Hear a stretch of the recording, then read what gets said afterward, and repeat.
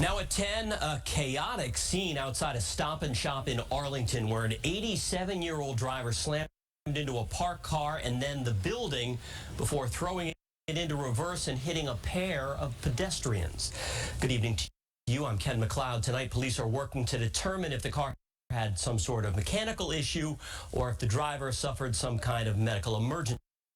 WBZ's Laura Hafley has the latest now from Arlington. A Stop and Shop parking lot packed with last-minute Memorial Day shoppers quickly turned to chaos Saturday morning.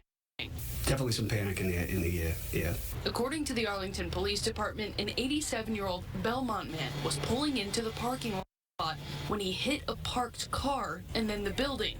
He then put his vehicle into reverse, hitting two pedestrians. They both appeared to be in a significant amount of pain. Sergeant Stephen Porcello says the injured pedestrians, a 61-year-old woman and a 70-year-old man, were taken to a local hospital along with the elderly driver, all with minor injuries. I think they got lucky. I know it's not the best day for them, but it could have been a lot worse. Sergeant Porcello says the white vehicle that was hit first may have actually prevented a bad situation from getting worse. That vehicle may have ended up saving someone as a barrier. Shocking to the vehicle's owner, Susan Austin, who spoke to WBZ. He went into my car and pushed it over 3 spaces, and now it's a total. Luckily, I was not in the car. WBZ's Laura Hafley reporting there. All 3 of the injured are expected to be okay. Police have not yet released the driver's name. Some health news now. Drugs like Adderall and Ritalin continue to be in short supply, and families are struggling to find them. They're even beginning to wonder if things will ever get better. Here's WBZ's Mike Sullivan. These shelves are stocked with drugs, but there are certainly a few consistently missing. We're seeing it with Adderall and Ritalin, and really the generics. These drugs are typically prescribed to battle ADHD. You will find Adderall on the FDA's shortage list. Currently, it is comprised of 137 different drugs. It's very rare. It's few and far between that we actually receive anything. Andrew Stein owns Birds Hill Pharmacy in Needham. Their customers have been getting creative to get their hands on the medication. Whatever is available, you try to work with what you have. So does that leave some patients having to maybe get bigger doses, cut them in half, or get smaller doses and take 2? That's correct, yeah, depending on what's available. And some of these can't be cut as they're controlled release. Stein believes the issue is multifaceted. He points toward an increase in prescribing from online physicians, as well as extra regulations on manufacturers because the drug is a narcotic. There may also be insurance coverage issues for brand name versions of the drugs, even if they are available. When one medication, the generic, is not available, the brand may very well still be available, as is the case now.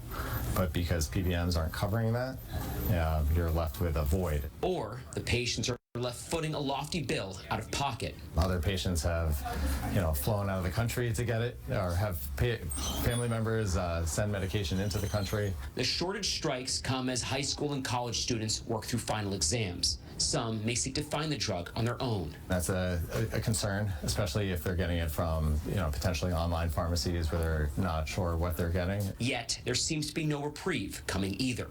In Needham, I'm Mike Sullivan, WBZ News. An arrest has been made in connection with Wednesday's road rage shooting and crash in Stoughton. Police say it began when 39-year-old On Q flashed a pellet gun at a man inside a Canton 7-Eleven. That man then got into a black Nissan with some friends, told them what happened, and the group took off. But police say Q followed them, and it turned into a high-speed chase through Stoughton. During that chase, police say Q pulled up alongside the Nissan and pointed a gun at the occupants. That's when the driver of the Nissan fired 7 shots at Q, striking him once. Things ended with a 3-car accident at the intersection of Plain and West Streets. Q is facing a handful of charges, including assault with a dangerous weapon and negligent operation of a motor vehicle. The man who shot him has a license to carry a concealed weapon and has not been charged.